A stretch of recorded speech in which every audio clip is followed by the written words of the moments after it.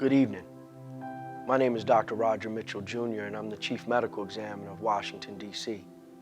And now, I have a new role. I'm the Deputy Mayor of Public Safety and Justice.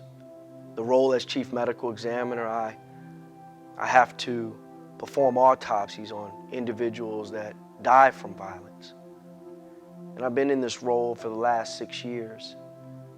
And you can imagine the type of violence and the type of cases that I've seen in my role as the medical examiner. But today, I have a different role.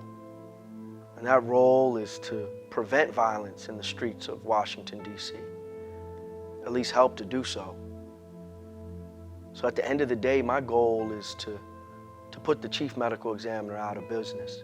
Homicides are affecting our community and our families at a rate that is beyond epidemic.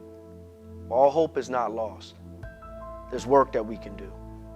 There's work we can do together as a community, as families, as a government, and as the District of Columbia. It's truly my pleasure to come to you today in this day of remembrance. This day of remembrance for those who have lost loved ones to senseless violence in this city. But today we remember those that we've lost. We remember the families that have suffered. So this is our opportunity to be a voice for the voiceless. This is our opportunity to stand in the gap. This is our opportunity to be who we are intended to be.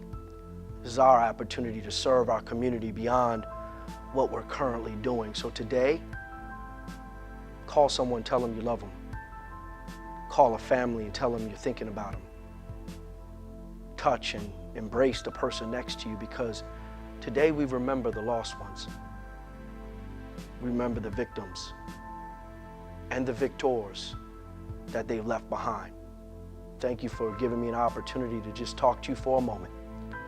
And we pray that you have a good day today. And remember those that are not with us. Thank you. Hello, my name is Dale McFadden. I am the Executive Director for the Office of Neighborhood Safety and Engagement. 23 years of my life has been dedicated to working with disenfranchised communities. I say some of the most resilient young men and women here in the District of Columbia. Today, I'm speaking on a very important issue. I want to take a moment today, the National Day of Remembrance for murder victims, to honor the lives tragically taken by violence in the district this past year. Over the past year, the district has lost 140 individuals to homicide, including 23 children under the age of 20.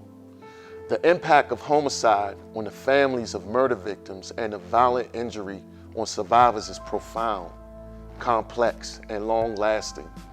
In the immediate aftermath of these incidents, many survivors and families need assistance dealing with trauma, grief, and navigating new financial burdens due to burial costs, hospital bills, or loss of a financial provider. The One's Family and Survivor Support Program is here to assist with those critical needs. But our primary aim at One's and our greatest commitment to commemorating those lost or injured is to take meaningful action to prevent community violence through our violence intervention and prevention work. And on that note, I have a message for the young people, particularly the young men in our community. It is never too late to change course. Reach out to One's if you are ready to make a change in your life and need help brokering a peace agreement. On this National Day of Remembrance and all the days ahead, we need your help stopping the violence. We know that the loss of one life is too much. Keeping our children and each other safe is our community's most important job. Thank you.